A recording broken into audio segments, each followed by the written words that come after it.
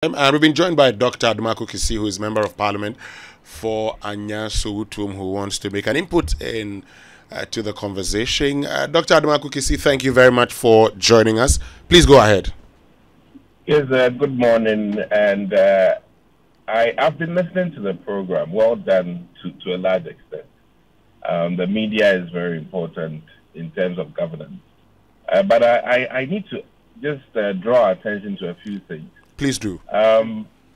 Personally, members of parliament's work is largely not limited to their work in the chamber. So that is one thing we need to put on record. And unfortunately, we're in a country where I remember Okoboy was let go because, quote unquote, he was not doing enough public engagement. And in our local parlance, they say, kuku kuku jaya, keka kekebe jaya. You know, we have voters or people, constituents, who expect you on a Saturday at about 5 funerals. 5 funerals on a Saturday. And I'm wondering, if you don't go, you know the consequences. You not end up staying in Parliament to even conduct the appropriate business that you went to Parliament for. So I'm only drawing your attention to the fact that, one, a lot of our work is not necessarily in the chamber. On Friday, for instance, I have a very important healthcare meeting in my constituency. I also have to be at La for another very governmental important thing. And I'm wondering how I'm going to split my time between these two very important and far apart programs, which require my attendance. And let me add that it is very unfortunate to say that members of parliament sleep a lot. I beg to differ. Sometimes we are up as late as 1 a.m. and up as early as 5 a.m. just to get to everything we need to do in a day. So I'm not necessarily, a big fan of sirens personally, and I don't have one. I've never bought one, but I'm only making that case that we're being a bit narrow when we only limit the members of parliament work to necessarily being in the chamber. And let me plead with you, let's not pitch the people against government or governance, because you know what, I am of the opinion that not all societal issues are necessarily because of lack of leadership. We the people also have a responsibility to the government in terms of how we manage ourselves in school, how we manage ourselves in finding a job, and unfortunately, everything is unfortunately put on government. And I am of the opinion that private enterprise has so much to contribute to this nation, and that we rather have to encourage a lot of private enterprise to move our nation forward.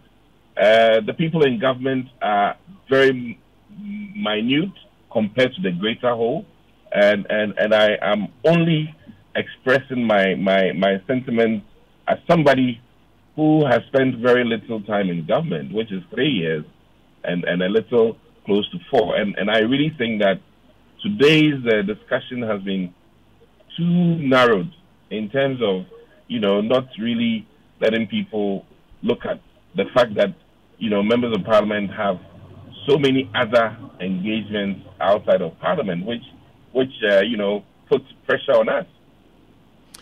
Okay, now, Dr. Adumaku Kisi, just by way of clarification, you talk about some of the meetings, and you've made reference to a particular meeting. I'll come to the other one later. So these meetings that you're talking about, a health committee in your constituency, Anyaa Sowutuom, and so what's the time difference? What's the time range? One starts at what time? The other starts at what time? One is at 9, the other is at 10. 9 a.m. and 10 a.m. And 10 a.m. Yes. Okay. Now, Dr. Adumaku Kisi, you would agree with me that a meeting that starts at 9 a.m., you're definitely certain to miss the meeting that starts at 10 a.m. So you missed the beginning. The beginning, yes. Beginning. Yes. So why wouldn't you, for instance, knowing you have another meeting, probably get others to appreciate that they are better served by probably moving the time to say 12 when you would have finished the other meeting, and then you get into the next meeting?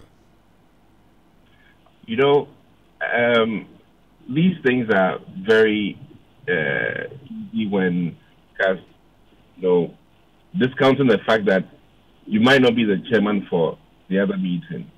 You understand? I'm chairing the local meeting, which necessarily is important because, you're the local MP and the onus is on you. So okay. I'm only drawing out, and sometimes you have about 4 meetings that I go. Let me tell you some interesting things where, you have to be at, Koforidua and Ibri within the same day for very equally important meetings, or sometimes even 3. I'm even not a minister. I'm not even a deputy minister. And I know how difficult some of those bookings can be.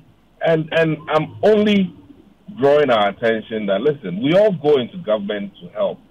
And it is not necessarily about an animal farm situation. And I would only plead, we represent the people.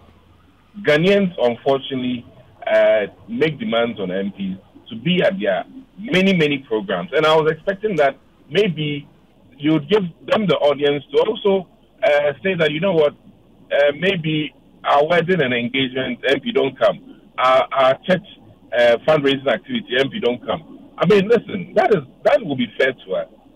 That will be fair to us. So I'm only making that argument today that, Ray and listen, be a bit, idealistic in terms of the fact that we're Africans first and that we believe in socializing and people are happier to even hear that, MP came through 5 minutes and left.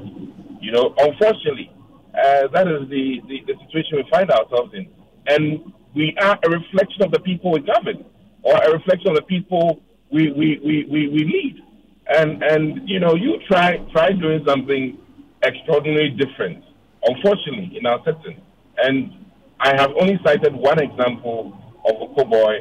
There are many Okoboys in Ghana, people who are very competent, willing to wake up very early to perform government duties, except for the fact that the engagements can be fought. Now, let me cite one last example. Please do. The road minister had to visit about 34 constituencies about a month ago. And looking at his heavy schedule, he needed to get to 5 constituencies in a day. Can you imagine moving from Kaswa to Anyaa Sowutuom in traffic? He would have spent the whole day, except for the fact that he had, extra hand to beat traffic. So I'm begging all of us that, listen, it is not by virtue of the fact that maybe you were members of parliament. Don't alienate us. We are your people. We are working in your interest, though we might not be gaining all the things that our people wish for. We are like fathers, and every father wishes to provide the best for their wards. But always as they seem. Now, Dr. Adumaku Kisi, you said a lot of things. Just so I get you clearly, I mean, you're asking us that we should listen to you. So, you earlier talked about, for instance, having 5 funerals in your constituency, in a constituency. I want to give you the chance to explain this. How does your going to all 5 funerals affect your productivity and warrant the need for the use of a siren? When I was young, I never liked my parents going to funerals until I got older. And then I realized that, African funerals are not necessarily just about burying, but it's a time for people to engage you and, in fact, discuss very community, development-related issues. and you'll be amazed about the number of times that certain very important, critical community-related issues come to bear during, a funeral occasion. And I think that maybe there should be an appropriate study with regards to discussions that happen, at funerals in the Ghanaian setting. And you would admit that you've been to some funerals that you ended up striking a conversation that led to maybe a nephew, a cousin getting a job, or a nephew, a cousin getting a scholarship, or a nephew, a cousin, having access to business support. So listen. Yeah, but how does that become an official duty, warranting the use of a siren to attend all of them? Well, I was only drawing your attention to the demands on a member of parliament and why sometimes or many times we end up having to beat traffic. You understand? And that is my only case I'm making. Now, if you beat traffic with a motorcade, fair enough. If you have to beat traffic with a siren, fair enough. But my point is that it is not by might necessarily and not by choice that, the voters will vote you out for not engaging enough. Listen, and let's be very realistic. I cited a very powerful example. Ameke, Okoboye, Eba Yala, Eba Aldorin. I mean, that was the point. A fine gentleman, our Minister of Health now, was cited that, upon all the many powerful things he was doing for the Oman Ghana, the issue they had for voting him out was that he wasn't coming to enough. Listen, that is the reality. Yes, but Dr. Adumaku That is our reality, and you have to help. Dr. Adumaku Kisi, you would agree with me that a position of this nature, the fact that, the social meetings becomes untenable, because we can all raise a lot of social meetings here and there. At the end of the day, the question is your official responsibilities. How are they affected by the current arrangement? Well, I've cited, for instance, the fact that, listen, your committee might be meeting at Peduase, okay? And then you might have another equally important meeting in Parliament. And it's concurrent sometimes. And to be at Peduase for maybe 1.5 hours to make your contribution known and to rush to Parliament to come and then make an additional contribution. This is the situation we find ourselves in. Okay. Have you considered the fact that one of the good things COVID-19 gave us was virtual meetings?